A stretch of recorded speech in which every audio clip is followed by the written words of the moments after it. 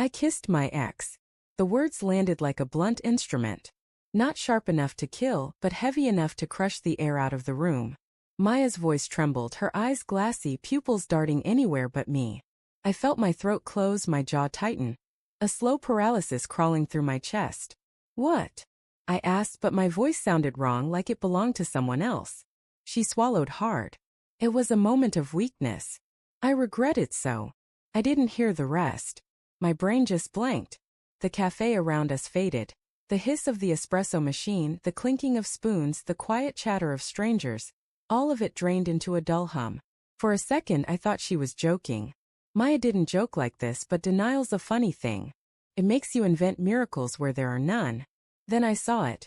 The tremor in her hands, the way her coffee cup rattled slightly on the saucer. Her bottom lip trembling like she was trying to stop herself from saying anything more. She wasn't joking. It started a week earlier. Maya had been distant. The kind of distant that doesn't come from tiredness or stress, but from guilt trying to wear a smile. She'd been scrolling her phone with the screen turned slightly away, sleeping with her back to me, laughing too easily at messages that weren't mine. I noticed, of course I did. But I told myself not to spiral. Everyone says trust is the backbone of love, right? So I clung to that, even as it splintered beneath me. One night, as we lay in bed, I asked softly, "Everything okay?" She exhaled long and slow. "Yeah, of course. Just work." Her hand found mine under the blanket, squeezing it gently. Her skin was warm, reassuring. Still, something in her touch felt borrowed. I wanted to believe her. I needed to. Then Friday came. She said she was meeting some old friends. College group reunion at Leo's bar. I even offered to drop her off, but she laughed. "You'd be bored to death, babe. It's just going to be reminiscing and gossip." She kissed me on the cheek before leaving, her perfume lingering in the doorway long after she was gone. That night, I sat on the couch watching a movie I couldn't follow. The popcorn went stale in my lap. My eyes kept drifting to my phone. No texts. Around midnight, she called. "Hey," she said, voice faint like she was speaking from underwater. "Hey. Everything good?" "Yeah. Just heading home now." There was a pause. A muffled laugh in the background, male. Familiar even. "Who's that?" I asked. "Just Leo," she said quickly. "He's giving me a ride. My phone's dying, so I'll talk when I get home." "Okay. Okay." But she didn't come home for another hour. When she did, she slipped into bed quietly, smelling faintly of whiskey and mint gum. I didn't say a word. I wanted to. God, I wanted to. But I didn't. Because I was afraid of the answer. Now here we were. In a cafe that had once been ours. Where we used to sit for hours planning trips, sharing inside jokes, pretending forever was guaranteed. "I kissed him," she said again, quieter this time. Her eyes were red. "It just happened. We were talking, reminiscing, and it got emotional. I didn't mean for it to." I pressed my palms to my eyes. "You didn't mean for it to?" "I swear it wasn't planned." "How comforting," I muttered, voice shaking with bitter laughter. Spontaneous betrayal. Beautiful. Tears welled in her eyes. "Please don't do that." "Do what?" "Make it sound like I wanted this." "Didn't you?" I snapped. "You went to meet him. You stayed out late. You lied to me. What did you think would happen?" Her breath hitched. "I didn't plan to see him alone. The group bailed last minute. I should have left, I know. But when he started talking about us, about how he missed what we had, I don't know. I got caught up in it." Her voice broke. "It was one kiss. One stupid, meaningless kiss." I laughed. Not because it was funny, but because that word meaningless was obscene. If it was meaningless, why did she look like she was dying to be forgiven? The silence that followed felt suffocating. Every inhale hurt. Every thought clawed. I stared at her across the table, and all I could think of were the small, fragile moments we'd built.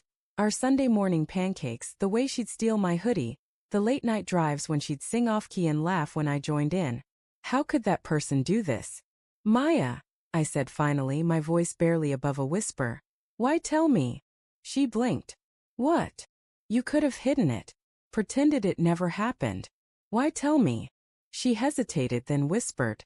"Because I love you. And I couldn't live with the lie." The irony of that statement twisted in my gut. Love, that word again. The word that people wield like a weapon and a shield. I looked down at my coffee.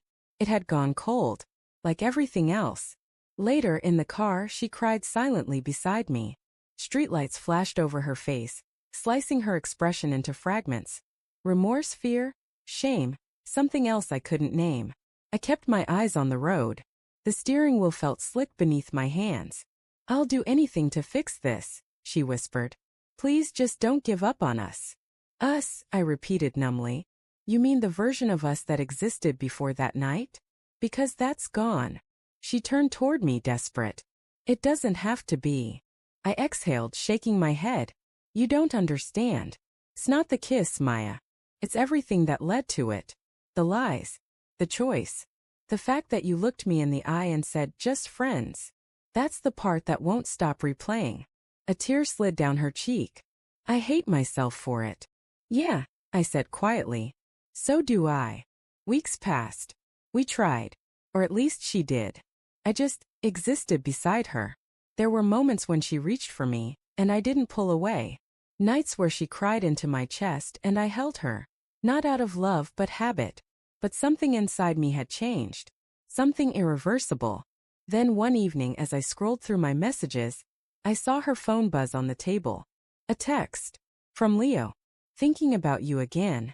I know I shouldn't." Her phone lit again a second later. "Don't tell him. Please." My heart stopped. When she came out of the shower, towel wrapped around her hair, humming softly, I was sitting there, her phone in my hand. Her eyes froze when she saw my face. "Maya," I said, voice steady, calm in the way a storm's eye is calm. "You said it was one kiss." She paled. "It was. I swear." I held up the screen.